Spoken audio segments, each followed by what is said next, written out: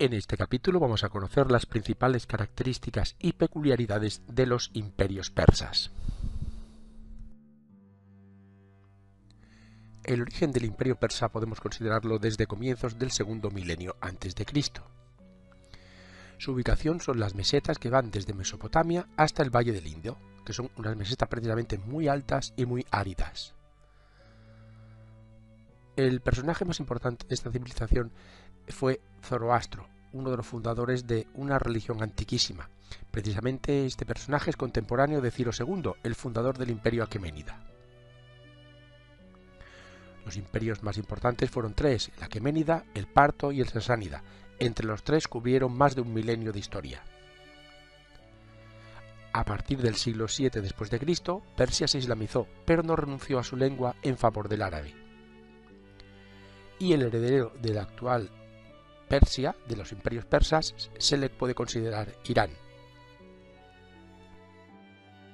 Lo que conocemos como Persia está ubicado, por un lado, entre Mesopotamia, en el este, entre los valles del Tigris y del Éufrates, y por otro, el Valle del Indo, en el este. Bueno, pues precisamente Persia estaría situado en toda esta zona de aquí, que son mesetas muy elevadas y áridas. Destaquemos que está precisamente entre la cuna de dos grandes civilizaciones que coinciden con dos ríos históricos. Su cronología sería la siguiente. Hay una serie de pequeños estados precedentes que van del 750 al 550 a.C. y el primer gran imperio es el aqueménida, que va del 550 al 330 a.C. A continuación le sigue el imperio parto del 247 a.C. al 227 después de Cristo, y por último el imperio sasánida, que va del 227 al 651. Los precedentes serían los asirios, que estuvieron en esta zona del 750 al 550 a.C. Antes del surgimiento de la nación persa propiamente dicha, esta zona fue azotada por las guerras contra los asirios. Esta sería su zona original. Y guerreaban contra los pueblos que los rodeaban, saqueando, matando y deportando a las poblaciones, pero en el 610 a.C. fueron derrotados. Esta sería la zona de saqueo de los asirios. La nueva situación mostró cuatro nuevos ejes de poder. Por un lado, en el actual Irán y el oeste de Turquía, los medos. Por otro lado, en Mesopotamia, Siria y Palestina, los neobabilonios. En el norte de África, los egipcios, que también ocuparon Palestina. Y en la zona de Turquía, diferentes estados con influencias griegas. En el 551 a.C. llega al trono de Persia Ciro II de la dinastía aqueménida.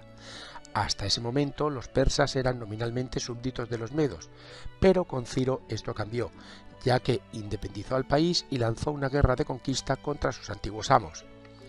A pesar de derrotarlos, Ciro les permitió seguir ocupando cargos y mantener cierta autonomía. Del 550 al 330 a.C. estuvo ubicada en esta zona el imperio aqueménida. Fue el primero y más extenso de los imperios persas. Y se puede decir en definitiva que fue el imperio más grande en extensión hasta entonces.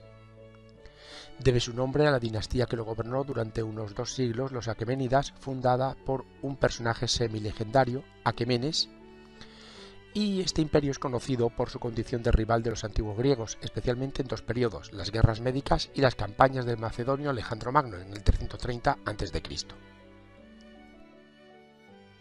El segundo imperio importante fue el imperio parto, que duró del 247 a.C.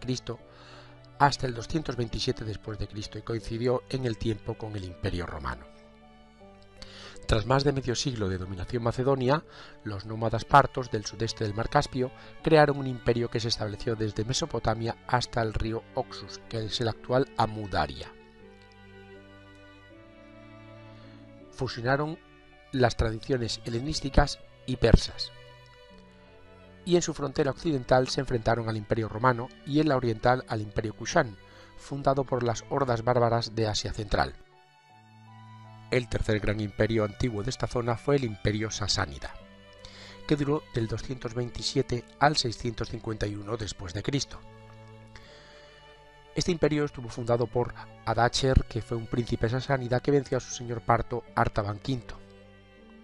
Frente al sistema feudal parto, fundó un imperio unificado. Por el oeste se enfrentaron a los romanos y posteriormente a los bizantinos. Y por el este sometieron a los Kushán y alcanzaron el valle del Indo. Resistieron además la invasión de los hunos y turcos desde Asia Central, pero los árabes pusieron fin a su imperio. En esta imagen podemos ver las ruinas de Persépolis, que fue la capital del imperio aqueménida, una ciudad impresionante que actualmente está en ruinas. Y otro de los legados de este imperio fue la necrópolis de Nashk y Rustam, que pertenece a la época aqueménida y a la sasánida. Y por último hablaremos de uno de los principales personajes de la época en cuestiones religiosas, que fue Zoroastro, o en castellano Zaratustra, que es principalmente uno de los creadores de las religiones monoteístas, por no decir el creador de la primera religión monoteísta realmente fuerte. Bueno, pues Zoroastro fue un profeta que fundó el zoroastrismo.